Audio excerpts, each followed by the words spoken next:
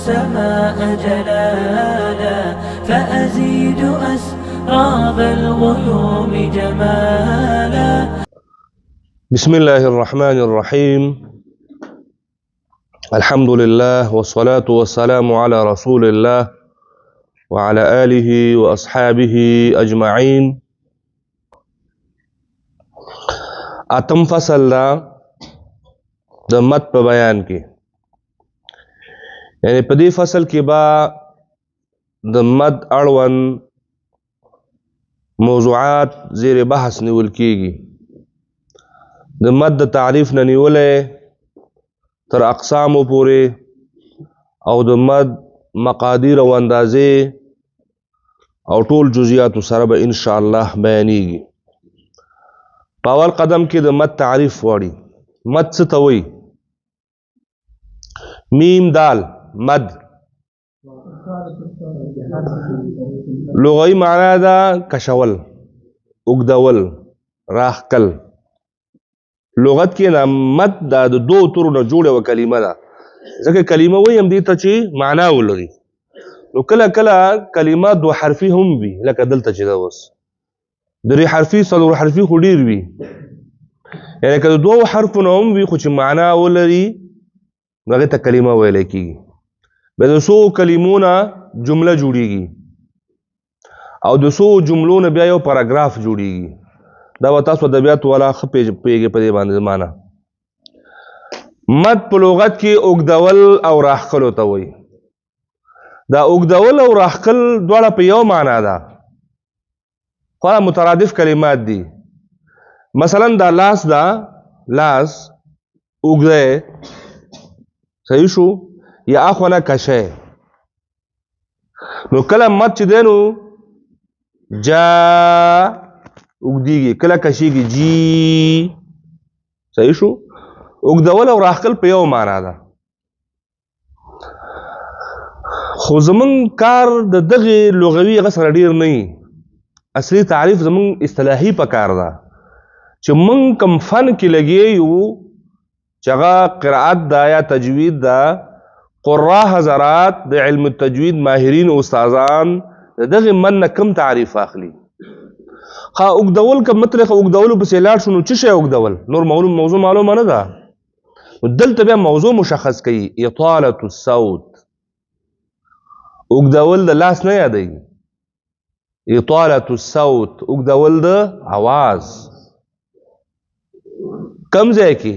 بحرف من حروف المد او اللين.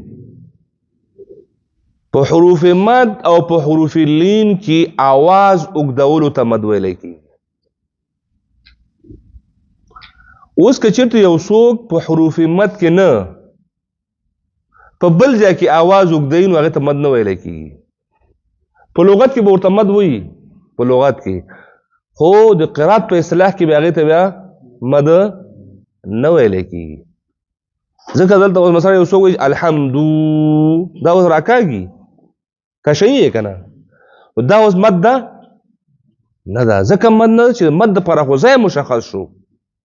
اوږدول د آواز ته مد وایي، خو په هر ځای کې نه چې ستا چېرته خوښه راغله نو ملته به کشی نه. بحرف من حروف المد، یو د حرف د حروف مدونه یا د حروف لینونه. نو حروف مد کې او حروف لین کې څه وخت اوږدېږي؟ خپل شرایط او ضوابط لري، هغه به انشاءالله په خپل ځای باندې راشي. یعنې آواز اوږدول په حروف مد کې، نو بغیر د حروف مد نه په بل ځای کې د آواز اوږدول بیا هغه په هغې باندې مد اطلاق نه کېږي.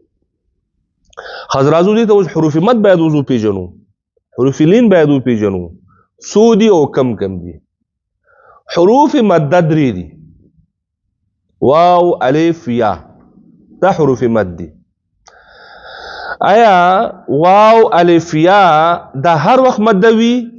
نه، دا هم څه شرط لري.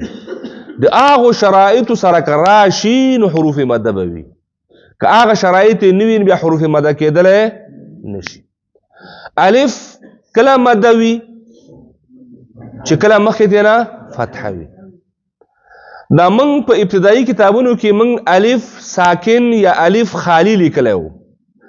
ساکن یو بل تشویش پیدا کی زموږ تاسو په جامعه کې ځکه موږ ساکن هغه چاته وایو چې سکون ولري جزم ولري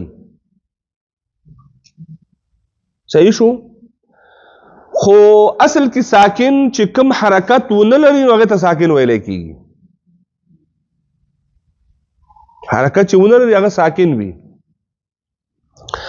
دلته چې الف خالی مالی کله یو ځای کې الف خالی یعنی الف وی خالی کچر د الف خالی را نشي نو هغه ته به الف نشي ویلې هغه بیا به حمزه نه به حمزه جوړیږي کله الف باندې فتحه راغله کسره راغله ضمه راغله یعنی زبر زیر حرکاتو کې کم یو راغې شد راغې سکون راغې نو بیا به دا الف نوي بلکې دنه بس جوړ شوي حمزه ان دلته مراد تر هغه خالی الف ده چې الف خالی وي هیڅ شی هم د حرکات او سکنات او تشدید نه ونه لري خو شرط به دا وي چې مخې ته زبر راشي یعنی ما قبل مفتوح حرف واقع شوی وي الف خالی ما قبل مفتوح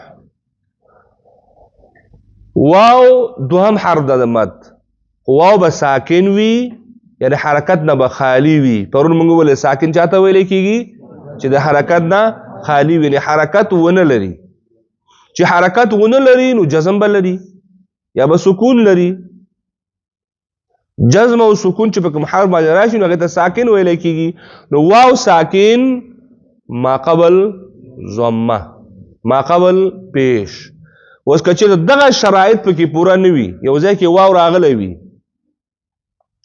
ما قبل ضمه وي واو ساکن نه وي نو هغه ته مد ویلی شو نشو ویلی یا یو ځای کې واو ساکن وي ما قبل ضمه نه وي بیا نشو ویلی یعنی هم به واو ساکن وي هم به ما قبل ضمه وي نو په دغه شرایطو باندې چې راغی نو دی واو ته بیا ویلی کېږي چې واو مد ده دریم حرف د مد چې ده نو هغه یا ده هغه هم لکه واو غوندې دا ساکنه وي یا ساکن خو ما قبل کسره نه څه شی کسره واو د پاره ضمه راغله څنګه چې واو ته موږ کسره نشو استعمالولی نو یا ته اوس موږ ضمه هم نشو استعمالولی د درې واړو دپاره جدا جدا حرکتونه راغلل الف به په هغه وخت کې مده وي چې ما قبل فتحه وي یا به په هغه وخت کې مده وي چې خپله ساکن وي ما قبل کسره وي او واو به په هغه وخت کې مده وي چې خپله ساکن وي ما قبل ضمه وي درې حروف مده شو او درې واړو دپاره جدا جدا شرط وټاکل شو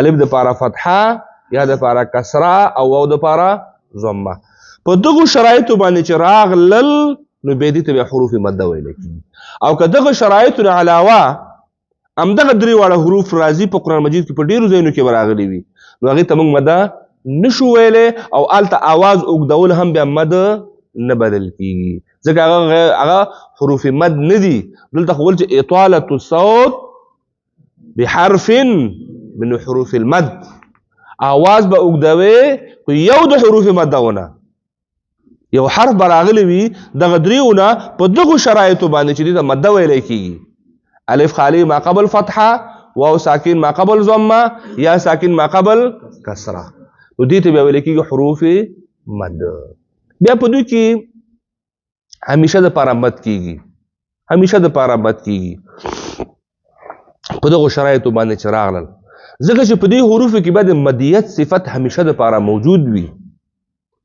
دا یو قسم صفات لازمه بڼه غوره کوي دلته ځکه دا حروف چې کله مده شو مده چې شو به دې نه مدیت صفت په یو حالت کې هم نه زایله کېږي نه ختمیږي البته که چېرته بیا نور اسبابو نور خارجي عواملو د جملې نه کله به آواز اوږدېږي کله به مقدار او اندازه کې به فرق راځي خو مطلق یې ختمولی نشي کم چې د مد خپله اصلي اندازه ده نو هغه به پکې وي په هر حالت کې نو او که څه سبب نور واقع شول د دغه نه علاوه نو بیا کېدای شي چې د مد اندازه نور هم اوږده شي نو په دې حروفو کې بیا مد اصلي هم کېدی شي او مد فرعي هم کېدلی شي مد اصلي به په هغه وخت کې کېږي چې دغه حرف په اصلي حالت کې واقع شو ما بعد څه خارجي عوامل څه سبب موجود نه وي او که څه سبب موجود شو نو بیا مد اصلي تر څنګ مد فرعي د مد نه بیا فرعي جوړېږي فرعي کې به د اندازه لا اوږدېږي